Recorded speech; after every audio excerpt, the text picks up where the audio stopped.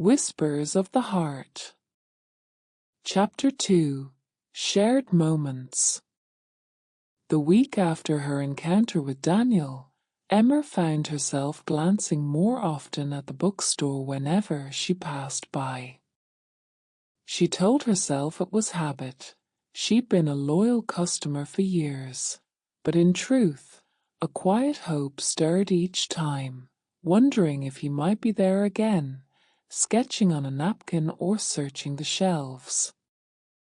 It was on a breezy Saturday morning that her wish came true. Emma had stopped by the cafe corner inside the bookstore to grab her tea, when a familiar voice greeted her. Emma! Her name rolled off his tongue like a melody she hadn't realized she'd been waiting to hear again. She turned, finding Daniel standing by the window, a sketchbook tucked under his arm. His eyes lit up in recognition, the same gentle warmth she remembered. Daniel, she replied, smiling. You're here early. I come here most weekends, he admitted. Helps me think. And sometimes not think. Emma chuckled. Sounds familiar. They ended up sitting together, as if it were the most natural thing in the world.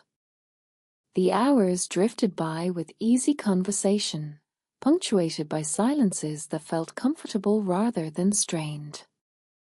Daniel showed her some sketches, charcoal outlines of trees bending in the wind, a meadow bathed in soft light, and one of the bookstore itself, drawn from memory. His lines were confident yet tender, capturing more than just the physical shape of things. They carried feeling. You see the world differently, Emma said, tracing a finger along the page without touching it. It's like you catch what the rest of us miss. He tilted his head, studying her instead of the sketch. Maybe. But sometimes I think I just draw what I wish the world looked like. Emma looked away, her cheeks warming at the intensity of his gaze. She sipped her tea to cover the silence, but her heart was not as steady as her hands pretended. Over the next few weeks, their meetings became less accidental and more intentional. Sometimes they lingered in the bookstore, wandering the aisles together, recommending books the other might enjoy. Other times they walked along the riverside path just outside town, where autumn leaves carpeted the ground in shades of gold and amber. Emma found herself laughing more, speaking freely in ways she hadn't with anyone in years. Daniel, though still reserved, seemed to open in her presence, letting pieces of his guarded world slip through.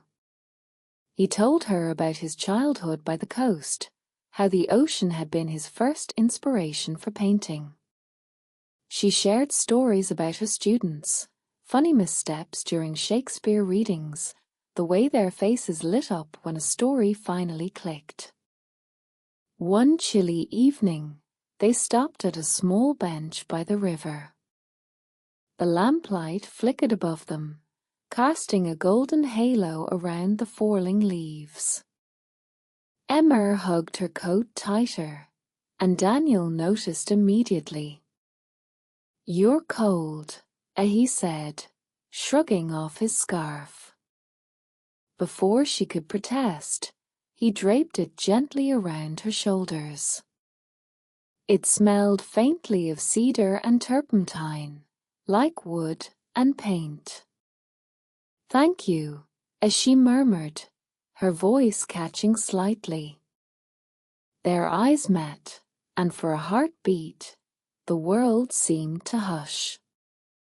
There was no sound but the river flowing steadily beneath the bridge, no movement but the leaves drifting slowly down.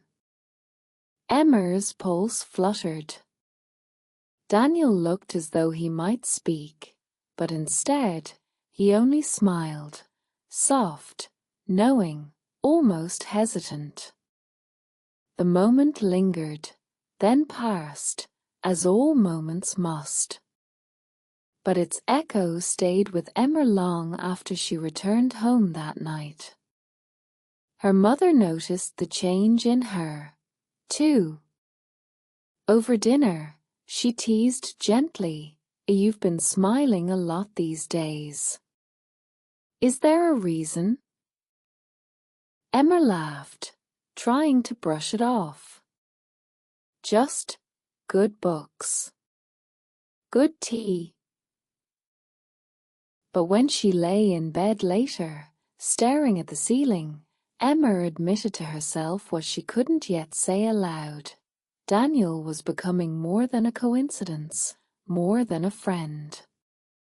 He was becoming a part of her story. And though it frightened her, the vulnerability, the risk, there was also a warmth in her chest that she hadn't felt in years. A whisper of something tender.